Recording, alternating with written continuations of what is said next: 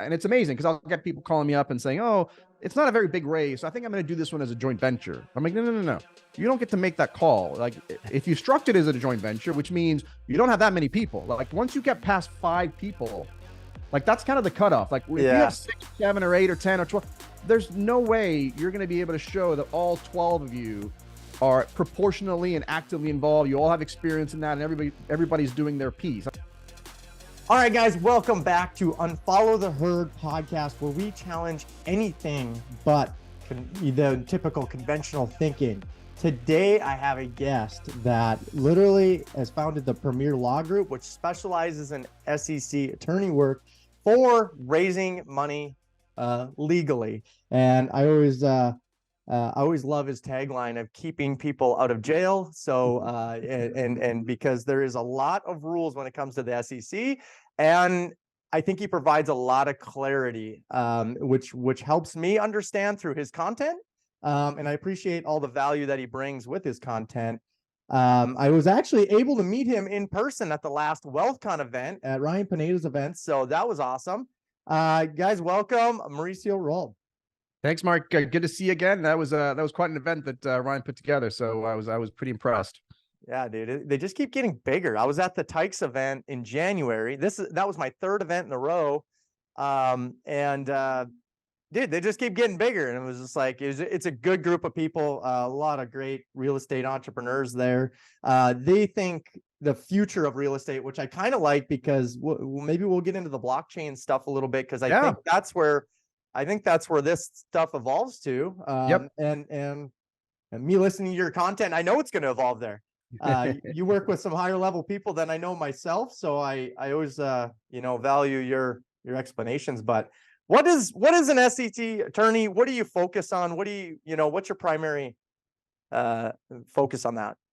Yeah, I mean, my tagline is my focus. I try to keep real estate investors out of jail, real estate syndicators out of jail. So yeah, it's interesting because, SEC, which stands for the Securities and Exchange Committee, right? So we deal in issuance of securities. And it's a very valid question. Like, you're buying real estate, right? You're buying whatever you're doing, single family, multifamily, commercial, and whatever it is. You're trying to buy a big building. You've got a couple of friends and family or whatever, and you're pooling money. And suddenly, why is the SEC involved in my face? Like, why do I need Mauricio? I'm just buying a piece of property, right? And the reason is because even though you and I think of a security, when we think of securities, we think of, stocks and bonds and mutual funds and, whatever, all that kind of stuff.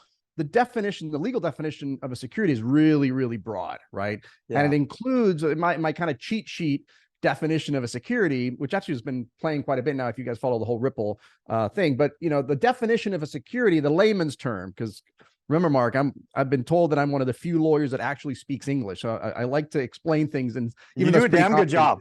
Yeah. So anytime, if you're a real estate investor or any investor, anytime you take money from investors, passive investors, where you do all the work and you generate the returns, that's a security, right? So if you have passive investors, they write you a check, and then they go home and sit on the couch, and you go out there and work for them, and not for them, but you work on the project and then end up sending them, passive income checks to the thing. That's a security. And the structure itself doesn't matter. So it doesn't matter whether it's a corporate structure or an LLC, or some people try and do like a tenants in common agreement or a contractual, like, it doesn't matter. The SEC is going to look through whatever structure that you design in your head. And trust me, the SEC has seen all of them. And they're just going to look, hey, are people just giving you are they writing you checks? Are they just passive investors? And are you doing all the work? And if that's the case, you are selling securities, which means you now have to comply with both federal and state securities law. So when real estate investors start buying bigger buildings, or they start pooling even if it's friends and family and Uncle Bob and Aunt Jane or whatever, and they raise a couple $100,000 or a couple million or tens of millions, doesn't matter, then they are actually in the business of issuing or selling those investors a security, which is why they need a securities attorney, or as we more affectionately call them, a syndication attorney, like myself. Got it. Yeah. And maybe we should go through this. And I just want to know, there's a lot of different models out of there, but you got a partnership, then it goes to a syndication or a fund. And then you got, REITs and stock, whatever else. Maybe explain because I think you can even get hey, let's just group 10 of us together and go buy a building and not do a syndication, we'll do a partnership. Can you maybe walk through each one of those a little bit? Just say, Yeah. where are So you breaking the rules and where are you not? Yeah, I wrote a book called The 5 Things Every Syndicator Must Know to Stay Out of Jail. And the first one was on this partnership thing. Because I actually literally saw a post this morning about somebody who was just closed on a property with, like, I think he said 8 or 9 core people. Yeah. And so yeah, let's go through the phrases. So number one is you're just doing it by yourself, right? I've got my own money, my own capital. I'm going to go buy a piece of property. You don't need anything. You don't need a license to go buy real estate. You don't need anything. You just got your money. You go do a down payment or cash or whatever, right? That's the step one. The next step is partnerships that you mentioned. We actually call them joint ventures because that's really what those are. Okay. But yeah, to your point, they're kind of like partnerships, which is me and you. So you and I can get together and say, hey, Mark, I salet this building down the street. It's a little bit bigger than I can, take on by myself. Why don't we just both go into it? I'll put half the money, you put half the money. You've got some experience. Let's just, the two of us, go and take this building down ourselves, and we'll just put everything 50-50. No problem. That's a nice little partnership. Maybe there's a third person that comes in, and like, now there's 3 of us, right? Because, maybe this is in, it's in Florida, and we don't know anything about Florida, but I got Johnny in Florida who really knows that market, has a lot of relationships. So we bring him in, and now the 3 of us start, all of us work and do that. As long as going back to my definition as earlier, as long as the returns are not being generated by one of you, right? There's 3 of you. All 3 of you are rolling up your sleeves. All 3 of you are actively involved. All 3 of you are the ones that are generating the return of that investment. Then that's a partnership. That's a joint venture. That's a legitimate joint venture. Okay. However, the minute you have one person that isn't doing that, they're just providing the capital, and then the other 2 or 3 people are going out and doing the work, now you've transitioned from a joint venture or partnership to a security or a syndication. And the most important part of this, the most important part, is that you don't get to make that decision. You don't get to say, I'm going to do this one as a joint venture because there's only 4 of us or 10 of us, or because it's my friends and family, or whatever excuse you want to come. And you don't say, well, I'm going to do it as a syndicate. Well, I guess you theoretically say it's syndicated. You don't get to make that decision. The facts are what the facts are. You bring me whatever structure you have. I'm going to tell you, or the SEC is going to tell you, that's a partnership or that's a securities offering. You don't get to do that. And it's amazing because I'll get people calling me up and saying, oh, it's not a very big raise, so I think I'm going to do this one as a joint venture. I'm like, no. You don't get to make that call. Like, if you structured it as a joint venture, which means you don't have that many people. Like, once you get past 5 people, like, that's kind of the cutoff. Like, if you have 6, 7, or 8, or 10, or 12, there's no way you're going to be able to show that all 12 of you are proportionally and actively involved. You all have experience in that, and everybody's doing their piece. I'm not saying it's impossible, but the SEC's basically said you got 5. As long as you stay under 5, okay, good. And then as long as everybody has legitimate voting rights, right? So if I'm a 12% partner or 20% partner, then I've got 20% voting rights, and I have a legitimate way to exercise that voting right. And as long as somebody's not doing all the work, then okay, fine. But at some point you're going to turn over, and again, you're not going to make that call. It's just going to become a syndication. That usually the trigger there is quite simply when one person, or usually more than one person, is just writing a check and just sitting on the couch waiting for you to send them the distributions every quarter. Yep. Got it. So when you're doing that partnership, how many, is the SEC really cracking down on these partnerships and joint ventures, and like, hey, there's 17 of you in this joint venture, and okay, you're you got to have classifications for everybody, or what happens when they come knocking? Yeah, so look, that brings up a good point. Like, and this is in general. I mean, the SEC doesn't have the manpower or the inclination to be like spying on every single deal or scrolling through social media to see these posts. I mean, they just don't have the manpower, right? So what typically happens is something goes wrong, right? So if you have a joint venture, there's many cases like this where people set up a joint venture and it really, they're kind of more passive than not, right? So maybe they write 80% of the check and only do a little bit of work over here. And then the deal goes south and money is lost. Well, that's when you say, hey, wait a minute, Mark actually, even though we were doing it as a joint venture, it really was a securities offering. Mark never gave me the disclosures. He didn't do all the processing. He didn't file the forms. And so he has an unregistered offering. And so I'm going after him for violation of securities laws. That's where it's going to come up, is when you lose the money. And I always remind people that, look, unless you're doing fraudulent stuff, you're probably not going to end up in jail. So I want to be clear on that. Yeah. But the penalty for not doing this right is what we call restitution, which means you have to return your investors' money plus interest. And so in my mind, it's like, if you're not doing it correctly, you're essentially guaranteeing that investment, because everything, even if the investment goes wrong and it's no fault of your own, like in 07, 08, when the market, whatever, right? Or you were supposed to refinance and the lender pulled out, whatever excuse you can come up with, even if it wasn't your fault, you didn't breach, you were a prudent manager, you did everything right, but you violated securities laws, that's a cause of action. They're going to be able to go after you. And if they prove that you had an unregistered offering, you didn't provide me with all the disclosure documents, there's no PPM, private placement memorandum, all that stuff, then I can go and say, well, my remedy for that is give me all my investment back plus interest, which, obviously you don't want to do. Right. So, okay, well, that's your partnership, joint venture. We're moving into syndication a little bit here. Now there's a couple different ways. Now you're like, okay, I want to just run this myself and raise money.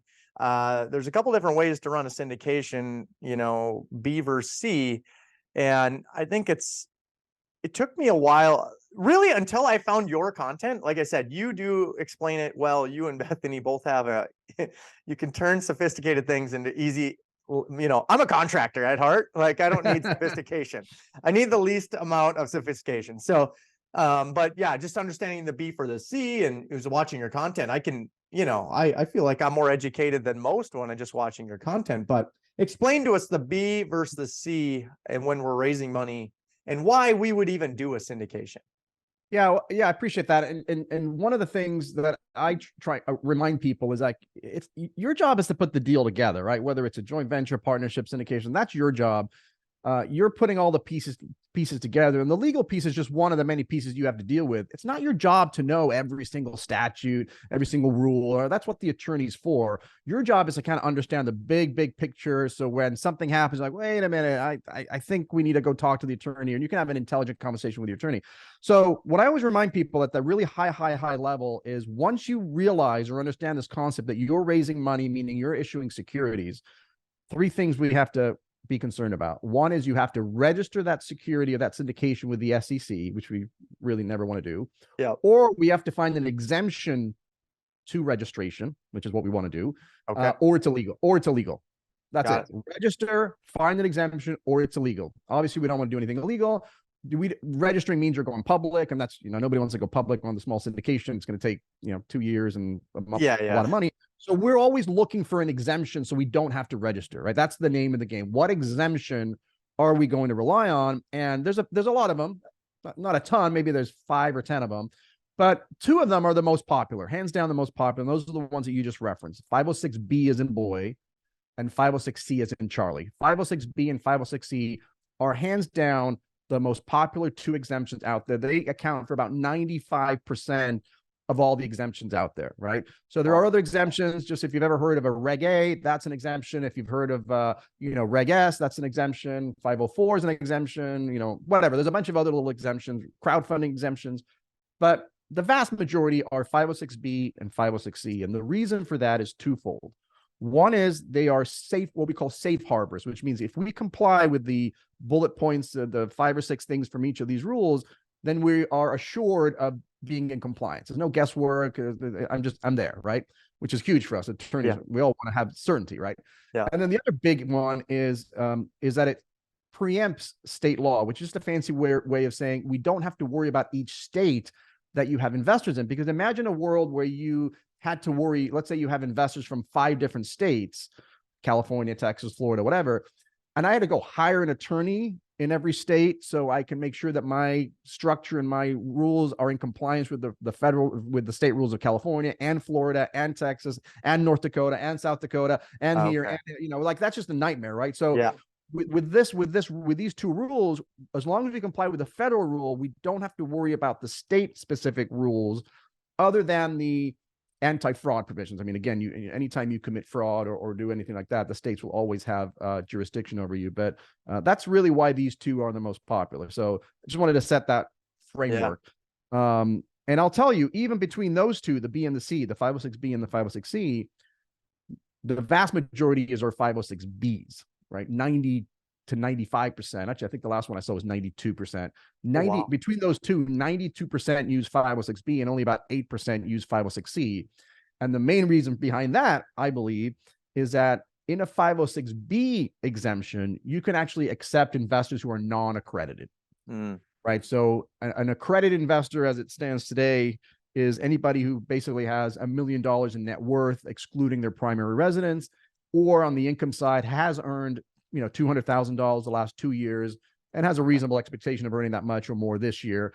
And if you're combining with your spouse, that goes up to 300. So the nice thing about 506B is if you're just starting, excuse me, if you're just starting and, you have friends and family and people really close to you, inevitably, as I mentioned before, like, Uncle Pete and Jenny or whatever, they're going to be non-accredited, or your mom or your brother or whatever. They're going to be non-accredited, but under this exemption, they are allowed to come in, right? So that's really one of the big perks of 506B and one of the reasons it's so popular. Now, on the flip side, one of the negatives of that is that you cannot advertise your deal. You can't go on social media or podcasts and say, hey, I'm raising a bunch of money for this apartment deal, reach out to me. You can't do that, right? You right. Generally have to have what we call a pre-existing relationship, a substantial relationship with your investors. So it's people you already know, people already in your network. It really is a private offering, right? And so that's the main limitation for the 506B. And then, I was going to say a couple of years, it's been now 10 years now. So 10 years ago, they added this new exemption, this 506C. So it's relatively new, right? I mean, B's been around, I think, since 1982. And then 506C is just, September of 2013 is when it passed. They suddenly, this was right after the financial crisis, right? 08, 09, everything was, capital was really, so they loosened up the rules a little bit finally. And they said, look, we're going to allow you now, basically the same rules of 506B, except we're going to allow you to advertise your deal, right? So even though it's a private offering, you're allowed to send it out to the public, which really kind of doesn't really make a ton of sense. But anyway, it's still private, but you're allowed to go on a podcast or run ads or go on social media and do whatever you want.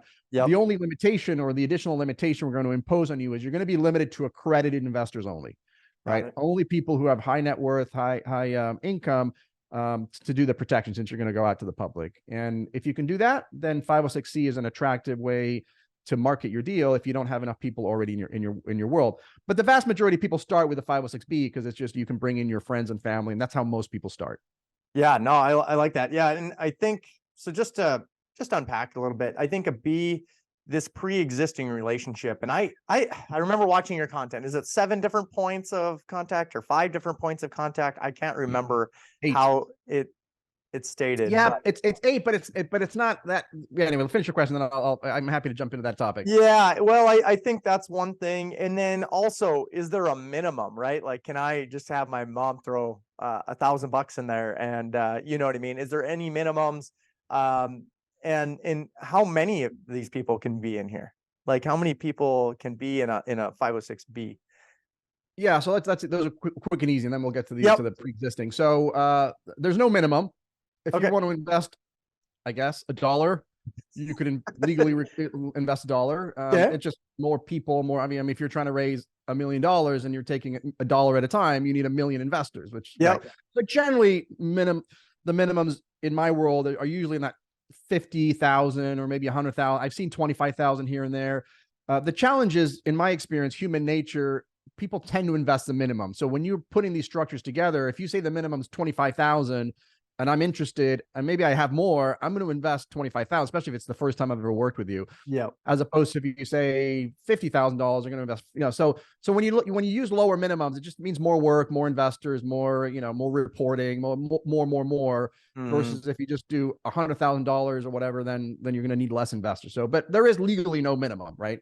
Okay. And then in terms of maximum investors on the 506B, you are limited to 35 non-accredited. So you're allowed to take your friends and family, the people who are not, that don't have the net worth requirement, but you're limited to 35 non-accredited investors, as long as those investors are sophisticated. On the accredited side, in practice, you can have as many accredited investors as you want.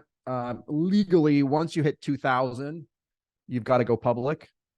but that really isn't something. And same thing with non-accredited. It's at some point, you know, if you had other exemptions, and once you hit 500 of those, you've got to go public too. So, but anyway, so 35 non-accredited, no limitations. But the interesting thing about the pre-existing, so the easiest way to show that you didn't advertise, right, to satisfy that advertising one, the most common way is to just show that you had a pre-existing relationship, you know, a pre-existing substantive relationship with your investor. Because if you have that, then obviously they didn't find you through advertising, that you already knew them, right? Yep. And so it's been a lot of confusion, because people used to say, oh, there's like a 3-touch rule. Like I got to touch with them 3 times. And then once I touch base for 3 times, then I've done that. Or sometimes they'll say, oh, it's a 30-day cooling off. You're like, once I get to know, I got to wait 30 days. And then I'm good. Like, as long as I wait 30 days, we're good. The SEC, you know, to its credit, the SEC has a lot of rules that are very, very vague and nebulous. Like what we talked earlier, the definition of a security, the definition of an offer, it's just super nebulous. This is the one place that I believe they're really just here it is. Here's what you need to do to take somebody you've never met. Like, for example, if you and I met a bunch of great investors at Ryan Pineda's event a couple months ago. If we got their contact information, I don't know them from Adam, right? What do I need to do to take that complete stranger and turn that into a pre-existing substantive relationship? And the SEC said, here it is. Here are basically 8 things. If you do these 8 things, you're going to be good, right? Okay. They specifically said, we're not as concerned about the number of touches or the amount of time. Ultimately, what they really want is they want they want you to foster that relationship where you're talking to the prospect and you're finding out all this information, their experience, their sophistication, like all these questions that you have for them. And then conversely, they want the investor to be asking you, like, hey, what are you investing in? What's your investment thesis? Why do you like this market? What does this look like? What are your values? What are you trying to accomplish? Is it growth? You know, all these. That's what they really want. If you can document that, just, hey, look, I spent all this time with this investor, that's great. But they gave these 8 steps, and the first 2 are really the most important and maybe the hardest. The rest are really, we can go through them, but the main one is, number 1, you want to send them out a questionnaire, right? A very detailed questionnaire, not just like, are you accredited and what's your favorite color, but, you know, very similar to a questionnaire that for those of you who have gotten a brokerage account and have like one of trade options or on margin, they're going to ask you, you know, how many years have you been trading? You know, what's your level of sophistication? Are you interested in growth, or are you high risk, low risk, growth, cash flow, that kind of stuff, right? And so you send out that questionnaire as kind of step 1. And then step 2 is get on a phone call or a Zoom call or a cup of coffee or lunch or just some physical interaction where this is where they get to ask you all these questions. You get to ask them the questions, maybe go through the questionnaire, maybe go through prior deals that you've had and say, hey, look, give you an idea of the types of properties we're doing. And as long as you're documenting that, it's very, very important for you to document that, because if something goes wrong and somebody talks to you 5 years from now, you want to be able to be like, hey, how did you meet Mark? Or how do you get to know Mark? And I'm like, well, let me look at I'm not going to remember. Oh yeah, I met Mark here and there, and I met him at this conference, and then we had a phone call here, and here are the 17 emails that went back and forth, and here's, you know, blah, blah, and you just have a file on your prospect, so you can show that you did go through these steps, that you did have a pre-existing substantive relationship. Yeah, no, that was a great way to explain it. And I just know that is very important in the 506B, and I know you had some content around that, and I was learning because I was in on 506B, so I was making sure I was doing it right. But I think, like you said, it just make sure that you're a human to that person. If they ask you if you've ever met this guy and they say no, it's probably not going to be good. Yeah, I think it's one of my I've got that YouTube channel. I think it's one of my most popular videos of how to establish a pre-existing relationship. I think that's probably what you saw. Yep. I love those videos on YouTube you have, and I've learned a lot. Being sophisticated. Now, I know there's lots of different ways that you can turn a non-accredited investor into a sophisticated investor, which does anything change for that individual once they move to sophisticated, even if they don't meet the accreditation? Yeah, I mean, let me say, how do I say this? In theory or legally, doesn't make a ton of sense, but this is the law. All accredited investors are presumed to be sophisticated. Okay. But not all sophisticated investors are accredited, right? And so sophistication is just something that you get through education, right? So you can be a completely unsophisticated person, go to a bunch of webinars or just watch a bunch of videos, Or you can actually go get a representative, a sort of a purchaser representative who's sophisticated, and you can actually rely on that. But essentially, a sophisticated investor is any investor who has sufficient knowledge and experience that they can literally distinguish between the risks and the merits of a particular investment. Like that they have sufficient knowledge and expertise to figure that out. And that's part of what you're doing in these calls and these questionnaires is you're trying to dig into a couple things. One, are they sophisticated? That's one thing, and again, if they're accredited, you can assume that that's going to be good. But the other thing you're trying to figure out is this a suitable investment for them, right? So, again, if somebody's in their 90s and they need cash flow, putting them into your, ground up development deal that's not going to cash flow for the next 2.5 years is probably not a suitable investment for them. And so you want to, that's why you're trying to find out information about your investor. Yeah, no, that makes 100%.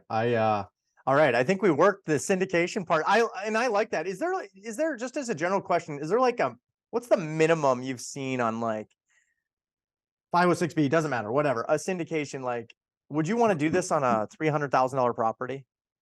That's a great question. So I think I haven't kept up on it. I think the last statistic I saw from the SEC was the average raise was 1.2 million, right? But that also includes, multi-billion dollar, in BlackRock or Blackstone puts together a 26 billion or a $50 billion real estate fund. They're relying on 506B, right? So that kind of skews the numbers. So there's no limitation, just like the minimum investment. The limiting factor, the practical limiting factor is the cost. So the compliance cost to put one of these together, let's just say give or take, is about $15,000, right?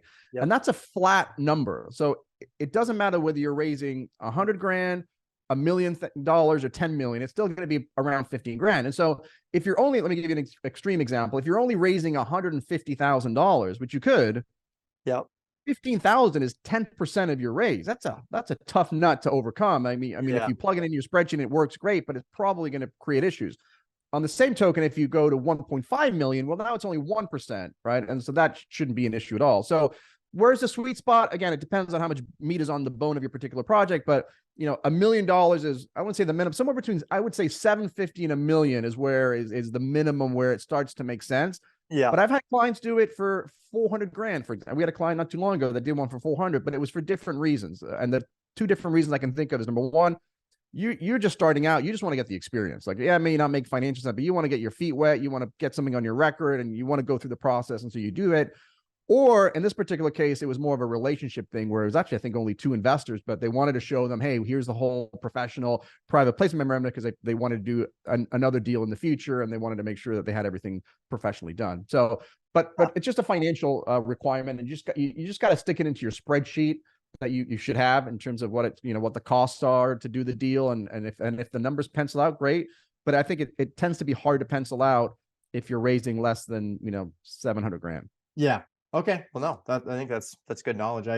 I couldn't find that, so I thought it'd be a good question. When would you assume though to move to like a fund, like that type of model? Like I do development myself, so I'm looking to scale storage properties. So they're anywhere from $5 to $8 million per piece, and they could be around the U.S. Would it be more opportunistic? Maybe answer the question of like, when would you move to a fund? And then I'll answer you can answer my question and just like how I would set up. Since I got the opportunity to host you in a podcast. There's two ways you could do a fund. Funds are much harder. They're better for the syndicator who's raising money, because what a fund is, it's the reverse of a regular project specific. So in a project specific deal, you find a property, you put it in you get it under contract, and now it's like, okay, I know exactly how much money I need to raise on this particular property, and I need to go raise for the down payment and the capex and all that stuff, right? And so you're presenting your investors with an actual business plan and the pictures of the property and this market and this side of the street, and here are the numbers. Everything's really cool. Yeah. On a fund is the reverse. The fund is you first get all the money in, and then you go look for a particular property, right? Which is much harder to do, because now the investor doesn't know what you're investing in. They're literally betting on you and saying, here's my 100,000 or here's my 50 grand. And yes, you've told me kind of parameters of what you're going to do with it, right? You're not going to go put it on black at the roulette table. You're not going to buy crypto with it. You're going to go buy, to your point, maybe we're going to do this development deal. I'm going to look at development deals in general, maybe in this in these areas, or, or we're going to like one of my favorites is we're going to do mobile home parks in the United States, but so that's what it's much harder. So there's two ways to do it. One, and the reason I bring up that joke is if you're like a Ryan, we're talking about Ryan a lot today, so shout out to Ryan if you're watching. Yeah. So Ryan Pineda is a great example. Like if you have an audience, right, YouTube channel, podcast. Brandon Turner is another great example. Bigger pockets. He's got if you have a huge audience that people, even though you haven't met all those hundreds of thousands of people, they feel like they know, like, and trust you because you've been adding value, you've been showing them that you know what you're doing and all that stuff. Yep. Then maybe a fund is in the cards, because again, when you have that audience, it's easier to raise money based on just a business or like a blind fund without any details. Conversely, it's got to be something more like experience. Like once you've established your track record, and once you've done 3, 4, 5, 6, 10 of these, now they know, hey, Mark's the guy. I've invested in 7 of Mark's deals. He's crushing it. And instead of having to give him money every time, Mark's putting together a big fund. Great. I know this guy. He's, I'm happy to bet on Mark, the person, because he's shown me the track record. So it's either track record usually or a huge audience. It's very difficult to do a fund just when you're starting. And so I would not recommend that being your first syndication right out of the gate, unless you're somebody like a Ryan. Yeah. Gotcha. And just so the audience knows, when you're doing a fund, obviously you're bulking properties together. Is syndication kind of the same thing? Can you marry up 5 different properties that are similar in style and put them in a syndication? Yeah, that I would call it a portfolio raise, meaning you can say, hey, I've identified 7 properties. This usually happens in single family, because single family, if you're buying single families in Florida and you're buying them for $100,000, again, you can't do a syndication for $100,000. But if you buy 10 of them and now you need $1 million, maybe. And so a portfolio raise is simply you've identified these 3 properties or 5 properties or 10 properties. It's more than one, right? You can group them, to your point. Yep. Then I would say there's a hybrid that I don't really have a name for it, but it's like a hybrid, which is you've identified a couple of properties or maybe just one. So it's kind of a project specific, but you also want to do is it a fund, because you want to buy more and more within that fund. And so what typically happens in a hybrid is you put together your documents, and it's almost like a fund. So you give your parameters, right? We're going to buy a mobile home parks in the North Dakota surrounding areas, right? That are 100 units or higher, whatever the parameters are. And then you say, we're going to go raise $10 million. Oh, by the way, we've already identified the first project, and that's going to go into this fund. Here it is. And then you give the details of that. Or we've already identified the first 2 in this fund, and here's the details on those 2. And then we're going to buy more and more of these that just look very similar to the ones we've already bought. That's what I call kind of a hybrid, where it allows you to continue to acquire more properties inside the fund, even after you've identified the first 1 or 2. Okay. Well, I got like a Grant Cardone question, just because I see him doing this, that he, I just know that they buy properties, he buys them with his own cash, and then he packs them up and puts them in these funds. I don't know if that's always, but that's, we've seen it done. Now, if he were to buy the property for 50 million and sells it to the fund for 54 million, what does that look like on a legal standpoint? I mean, obviously legal, he can raise, Instagram money and fund that thing. Yeah. So Grant's a good example. He typically, we mentioned the exemptions early at the podcast, and I kind of threw out that Reg A out there. Okay. He uses Reg A as his exemption, which is a little bit more involved because it requires a little bit of a registration, and it's got to go through the process, and it's got to get approved by the SEC. But once he gets it approved, he can both advertise and accept non-accredited, which is what he's doing, right? Yeah. And then in terms of buying them first himself and then flipping it to his fund or packaging it, as long as that's all clearly disclosed in the documents, then you can do whatever you want. I mean, I always, the beauty about syndications is it's super flexible and you can structure them however you want. I always joke from stage that if you want to put together a syndication where you make 99% of the money and the investors get 1% of the money, you can put that deal together legally. Nobody's going to invest into your deal, but you could do that, And so it's not uncommon to get sort of a flipping, hey, it's kind of my acquisition fee. I found this property, I tied it up, I did all the due diligence, I got it, and now I'm going to sell it to my fund. And if I bought it for 50 and I'm selling it to my fund for 54, that means I'm pocketing $4 million. That's kind of like an acquisition fee, and as long as that's disclosed in the documents, then you're good to go. Okay. The problem is when they don't disclose it, or there's you got to just, compensation's a big one. Like that's the one thing that the SEC above all else is going to focus on is, did you disclose every single penny of potential money that was going to go into your pocket from this transaction? So there's nothing wrong, for example, if you're a real estate agent or a broker, if you want to broker the deal, hey, I'm going to sell this I put a syndication together, I'm selling this prop, but I also represent the seller, and I'm going to get a commission on it, disclose it, right? If the indirect ones are the tricky ones, so you just want to make sure, even if it's an indirect benefit, maybe it's my brother got the commission, or somehow something that's difficult to see.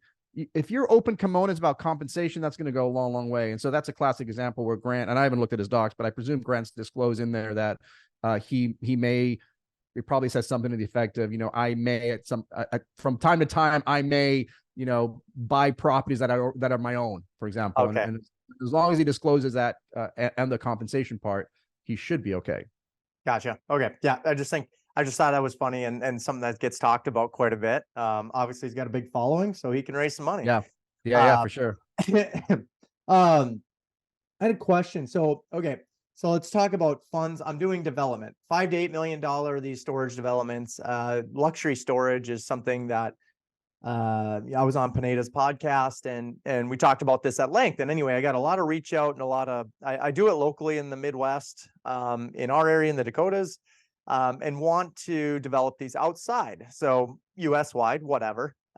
Would I want to syndicate each property, or would I want to, let's picture just Mark raising funds who doesn't have the biggest following like Pineda or Turner, some of those big guys. What would be my best strategy, or what would you recommend to maybe someone that's developing smaller for a storage development deal? Yeah. Yep. Yeah. So I bought 5 a year. Okay. Yep. It's gonna dip. So you're gonna have 3 options, kind of like, so let's use the generic examples I gave. Now let's tie it into your specific deals. You've got 3 options. One is you do them one at a time. Hey, I got this one under contract. Here's the development plans. We bought this property for $1 million. We're building this stuff, and whatever the exit strategies, you do 5 of those a year. So you do 5 syndications, 1 for each. Yep. If you've never done a syndication before, that's probably the way you would do it, because now you're showing the investors an actual deal. They can see where it is and what the bid and whatever. I can see it, right? Yep. The flip side, the other extreme would be, hey, I'm going to do a self-storage development fund, and I'm going to raise $10 million, and my goal is to go buy 5 of these this year. And you just start raising, and I don't know what you're buying. I just know that they're self-storage, they're ground up development. These are what the returns kind of look like, but I don't know. Maybe you tell me if they're in the Dakotas or they're not, but whatever. Yep. And then there's the hybrid model, which is, hey, I'm going to raise $10 million. I want to buy 5 of these this year, and I've already got the first one under contract, and here's a picture of it, and here's what those specific numbers on that particular deal looks like. And then once we close on that deal, I'm going to go buy 4 more, 3 to 5 more that looks very similar to those. So those are your 3 options. I would say most commonly the first 2 or 3 would probably be separate syndications. Yep. And then once you get that track record and experience, and again, when I say, by the way, just let me backtrack. When I say track record, I don't necessarily mean syndication track record, because a lot of people come to me and they're like, I've been doing this on my own. Like to your point, like I've been doing ground up development for the last 25 years and I'm just crushing it. I now want to open it up to other people. So you have the track record so that you can point to your track record. So it doesn't have to be a track record in syndication. But if you've never done a syndication before, probably going to do at least the first couple, separate individual syndications. And then the discussion will go into, do I think I could just go raise 10 million, from my list, or from however I'm going to go do it? And if so, then a fund may be a good idea. Yeah. Okay, cool. No, I just thought I would ask you since I had you. I think it could help the people watching. Happy to help. So, in North Dakota, and let's just call it the Midwest, a lot of people do things on their own, right? Like we don't raise money, or we don't do any of these things.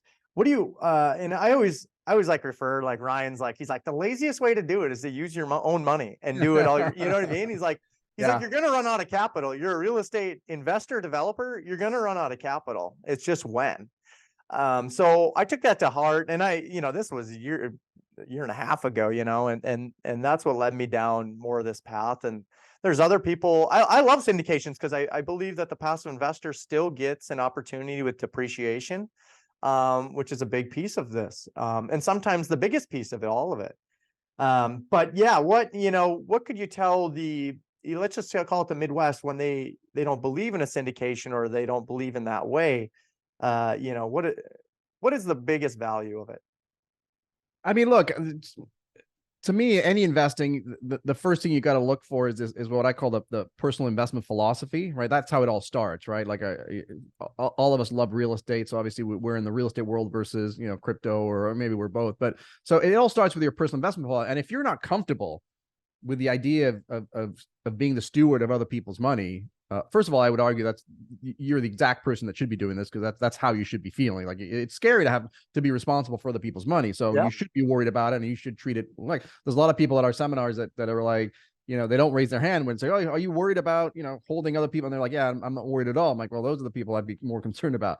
So I get it. So it's just a personal thing. Like, if but I agree with Ryan that at some point, if you're doing this and you want to do this as a career or do a lot of it and grow your wealth this way, you're going to run out of your own money.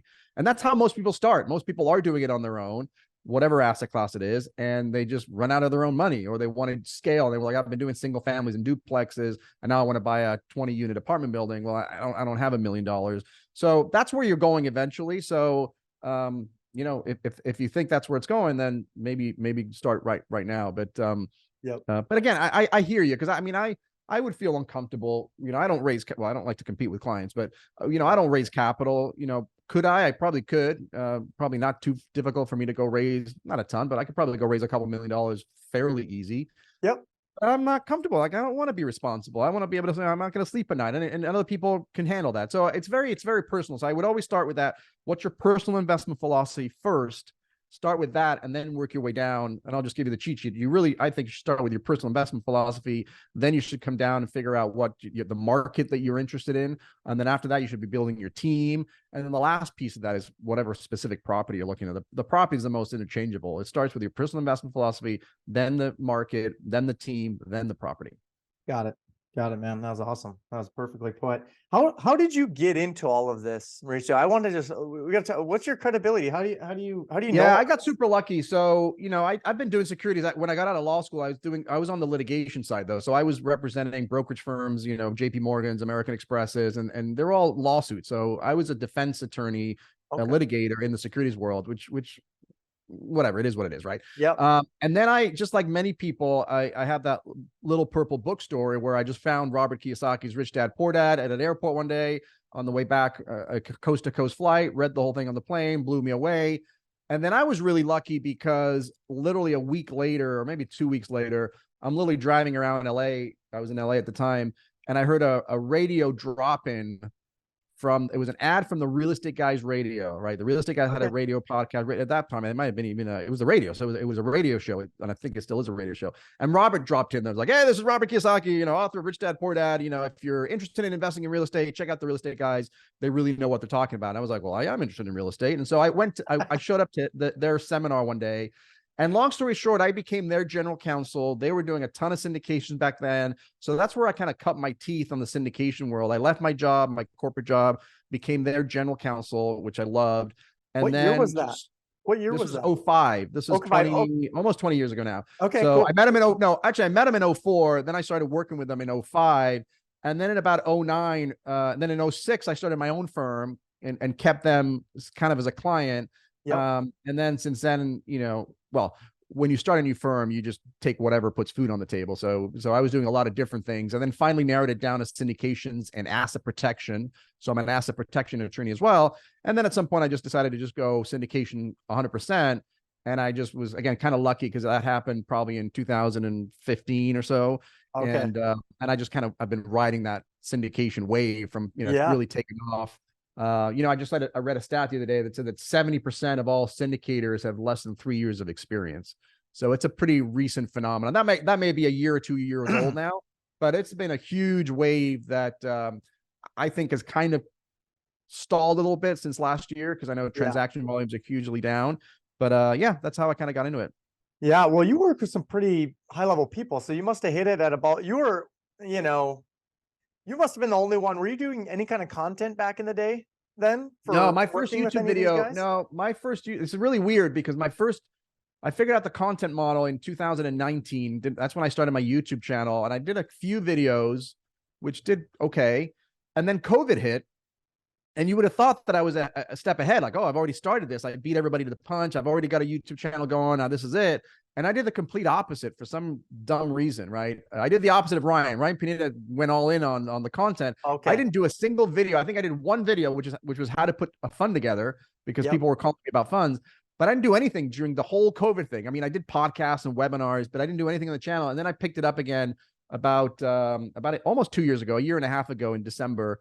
And now I've been hardcore. I mean, I started a video podcast. So we're on episode 6. We've done 65 episodes of that. I try to put out 2 or 3 pieces of content a week, plus probably a daily short or something. So I put a lot more in there. But yeah, I stopped during COVID for like those 2 years. From like literally those 2 years, I think I did one video, which I think is one of my better performing videos anyway, because everybody since COVID, a lot more people have been interested in funds. So funds. And so that every time I do content on funds, it gets attention. Yeah, well, I missed the COVID era. Yeah, Ryan hit that perfectly and went all in. You could get views just putting out terrible content, and follows, and now it's a challenge. Now in 22 and 23, there's so much. I went all in 22, and it was I was throwing just stuff at the wall trying to get it to stick, and then I let Pineda coach me on how to do it and what to do, and reps and sitting in front of a camera all the time. It's like, but it's good. Now I get to connect with guys like you, and obviously we've hired your team to keep me in alignment and out of jail, of course, the most important. So, but I know you work with some real big people, and maybe leading into, which I think the really big people you work with stay ahead of the curve. And as you do that, I think with, more and more people, I think I was at a Tykes event with Ryan Pineda, and they were talking about the blockchain, and I thought this was crypto stuff. And then there's NFTs. I'm like, what in the hell? I thought we were at a real estate conference. So as the years went on, I'm like, shit. He's like, there's more blockchain stuff. And I was like, we don't talk about this in North Dakota. So I don't know, maybe break down what, I know what Ryan's doing a little bit with this. What do you see in the future of syndication, these transactions, and how to use the blockchain a little bit? What's your view on it? Yeah, it's already happening. And so I think my call has been like in the next 5 years. I think 5 years from today. So what is it now? We're in 2023. So like 2028, maybe 2030. I contend that the majority, not all, but the majority of the syndications that we do will be tokenized, what they're called security token offerings, meaning, and it's nothing fancy, by the way, it's just simply a digital representation of the shares that you have. So in a syndication, when you're a limited partner, you own shares of the company, and usually they're limited liability companies. So they're called, you're a member of the company, but you may own, let's say, 2.3% of the LLC, right? That might be it. Tokenization, it's just a digital representation of that 2.3. So maybe I have 23 tokens out of 1,000, right? I have 23, but that's represented by the shares of the company that owns a piece of property. So there's a real asset behind it, right? And then that gets placed on blockchain. So I have my interest both in literally pieces of paper, like I own 2.3 shares of this company, but I also have a digital representation that's on blockchain. And what that's going to allow people to do, which is kind of difficult to do today, is once there's a holding period that people have to hold, we have to hold it for a year anyway. But after that 1 year is open, once these platforms evolve, I'm going to be able to start putting my 23 tokens on a platform and sell them if I want to get out early, because these syndications are very illiquid, right? We have 5 to 7 year holds, sometimes 10-year holds. And if you want to get out, tough. Like you're gonna have to go find someone. It's a nightmare. You're in for 5 to 10 years. So this will allow people to go on these platforms and actually sell some or all of their tokens, or maybe exchange them with, maybe I've got a property in North Dakota, but I like this property in Florida. So maybe I'll sell half of my tokens and buy tokens for that. So it diversifies me. So just going to open up all the world for liquidity, I think, is that's kind of the number one reason people are excited about this, is because it will allow passive investors to be able to get in and out easier. And I don't think it's like the stock market, but it'll be a little bit more like there'll be an exchange where I can just put up my shares. And without blockchain, it's difficult to do, because blockchain allows your shares to have all of that data information behind it. So I know all the information that I need from that particular property, what the rent rolls are, what the cap rate is, what the, what are the expenses. Like I have all that data available to me on blockchain. So I know it's not, you can't mess with it. So I know it's true. Yeah. Well, it'll, it's either, I remember at that Texas event, I was just blown away by all this stuff and just the amount of like, it's how instant everything is. You're going to know absolutely who's swimming naked and it's going to show right away if this doesn't work. Cause I'm sure there's other ways they float money around to make these syndications look good still on paper to keep performing, to hopefully get the investor clipped on the next one. And that, by the way, that exists today. So for the first project that they did that was actually, I think it was a Ritz-Carlton or Four Seasons in Park City, Utah. It was like one of the hotels. I think they syndicated like 19 or 20% of it. And so there's actually you can actually go buy shares. I think the last time I saw they were trading at like $400 a share. So I can buy a piece of that. The challenge today is that there's these exchanges just have like, one property and 7 investors. Like this is just not really a legit, it's not really a liquid exchange. So the idea is that once these get better, again, 5 years from now, there's going to be a robust marketplace where I can go and look at hundreds of these deals, and I've got thousands of investors in there, and it'll be easier to trade in and out of these security tokens. Yeah. Yeah. No, I think it's, so do you think it replaces title companies like 10 years? Yeah, I do. I think that's a separate issue because that's not on the syndication side, but I think with Ryan is that everything will be tokenized in the future. So, we went from, like, you think about this, we went from, if I've got an airline ticket, I went to having a paper ticket like this, right? Or a concert ticket like this. Yep. Then I went to being on the internet where I would just kind of show something on the internet. Then I went to QR code, which is kind of where we are today. And then not too distant, it'll be a token. So my airline ticket will be a token. My concert ticket will be a token. My marriage certificate will be a token. Everything will be tokenized, put on blockchain, so that there's no way you can mess with it. So I got my airline ticket. Nobody can duplicate it. Nobody can. That's my one of one. That's technically an NFT, a non-fungible token. Is that airline ticket? So it doesn't have to get any. It doesn't have to be artwork or what you see now. So that's where I think we're going. And so title is another thing. I mean, the only reason you have title is just to confirm that there's a chain going on. But when you have blockchain, there's no need for title insurance because it's going to be on blockchain. In fact, there are a few counties, this is at the county level, that are already implementing that. But until it becomes national, it's not. But it's going there, right? So there are things like that. Things like surveyors, I think too. Like once you survey a property one time and it's on blockchain, it's good. So the only time it would change is if somebody added something, or maybe there's an easement or whatever, or they move the boundaries or whatever it is, and there would be another thing on the blockchain. But you'd be able to see that, and because you can't change that and it's immutable, you're going to have the confidence that whatever I see on that I call it a spreadsheet, like whatever that Excel spreadsheet, which is really what blockchain is, it's just a ledger. Yeah. So whatever's on that spreadsheet, it tells me these are the boundaries, and that was the boundary that was done in 1976 or whatever.